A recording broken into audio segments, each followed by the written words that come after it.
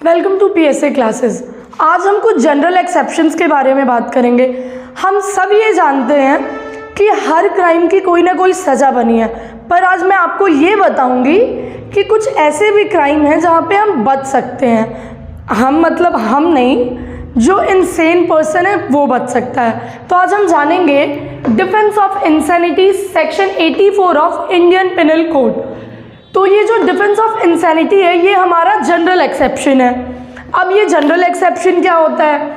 तो ये जो डिफेंस ऑफ इंसैनिटी है ना, इसमें जो सेक्शन 84 है ये स्टार्ट इस वर्ड से होता है नथिंग इज एन ऑफेंस। अब आप ये सोचोगे अब ये क्या है कि कुछ नथिंग इज एन ऑफेंस, तो ये नथिंग इज एन ऑफेंस उस टर्म में यूज होता है जब आप इनसेन प्रूव हो जाते हो या कोर्ट के द्वारा इनसेन एक्सेप्ट कर लिए जाते हो। ठीक है, अब आप इनसेन अगर एक्सेप्ट किए जा रहे हो तो अब बर्डन ऑफ प्रूफ आएगा कि प्रूफ कौन करेगा कि आप इनसेन हो। तो जो प्रूफ करता है वो खुद ही एक्यूज पर्सन होता है। अब ये आपका आता है इंडियन एविडेंस एक्ट 105 में, जो कि कहता है कि जो बर्डन ऑफ प्रूफ है वो हमेशा अक्यूज पर्सन पे आता है। ठीक है, अब जो हमारा सेक्शन 84 है ना वो हमेशा मैग्नॉटन्स रूल पे लाई करता है। अब आप सोच रहे होगे अब ये नई चीज़ मैग्नॉटन्स रूल क्या है? तो ये जो मैग्नॉटन्स रूल है ये 1843 में एक इंग्लिश केस लॉ हुआ था आर वर्सेस मैग्नॉटन का। अब इसमें ये जो मिस्टर मैग्नॉटन रहते हैं ये फॉर्मर प्रेसिडेंट को मारने की प्लानिंग करते हैं, और जब वो उन्हें शूट करने जाते हैं तो उन्हें ना शूट करके वो उनके प्राइवेट सेक्रेटरी को शूट कर देते हैं। तो अब तो प्राइवेट सेक्रेटरी मर गया, वो भी प्रेसिडेंट का। तो इनको ट्रायल किया जाता है। जब इनको ट्रायल किया जाता है तो ये कोर्ट के सामने प्ली ऑफ इंसैनिटी लेते हैं, और प्ली ऑफ इंसैनिटी लेते हुए ये कहते हैं कि मुझे इंसेन डिल्यूजन है। अब कोर्ट उसे एक्सेप्ट कर लेती है और इन्हें बाइज्जत बरी कर दिया जाता है। अब भाई इतनी बड़ी बात हो गई, किसी ने फॉर्मर प्रेसिडेंट के प्राइवेट सेक्रेटरी को शूट कर दिया और वो बाइज्जत बरी हो गया। अब सबकी नज़र इस केस पे आ जाती है और ये जो केस है ये सेंटर ऑफ अट्रैक्शन बन जाता है। अब इस पे एक डिबेट रख दी जाती है जिसमें एक स्पेशल कमिटी ऑफ जजेस बनाए जाते हैं। उसमें जजेस से 5 सवाल किए जाते हैं और उन 5 सवाल के जो जवाब होते हैं ना वही हमारे मैग्नॉटन्स रूल हैं। ठीक है, अब ये जानेंगे कि इंसैनिटी कितने तरीके की होती है। इंसैनिटी 2 होती है, लीगल और मेडिकल।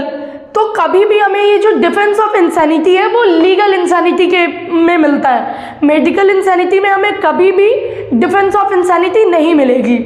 ठीक है, अब लीगल इंसैनिटी क्या है कि जब आप अनेबल हो ये जानने में कि जो क्राइम आप कर रहे हैं उसका नेचर क्या है, उसका आउटकम क्या निकलेगा तब। और मेडिकल इंसैनिटी हमारी ये होती है कि अगर आपको एंजाइटी है, किसी चीज़ से डिप्रेस्ड हो, ये टर्म्स हमारे हमारे मेडिकल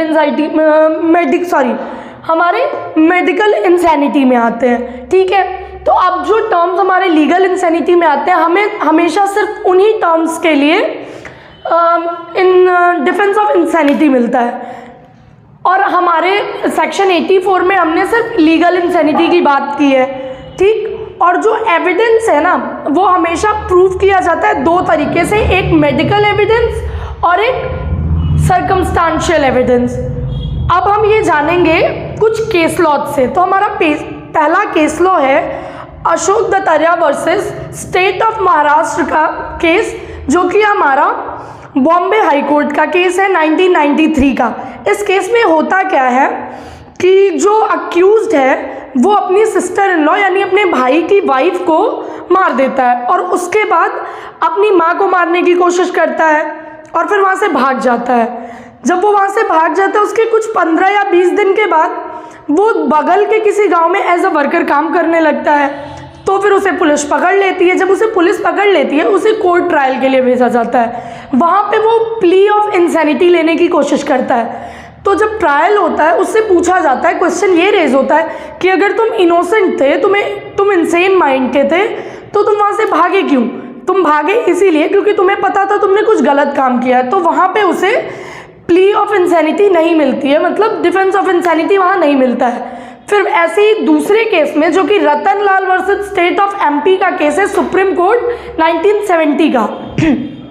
इस केस में क्या होता है, जो रतन लाल होता है गांव का एक कोई किसान या समथिंग होता है, वो अगल बगल के सारे खेतों में आग लगा रहा होता है, घासें जला रहा होता है। एक आदमी वहाँ आता है और कहता है ये क्या कर रहे हो तुम, भगो यहाँ से।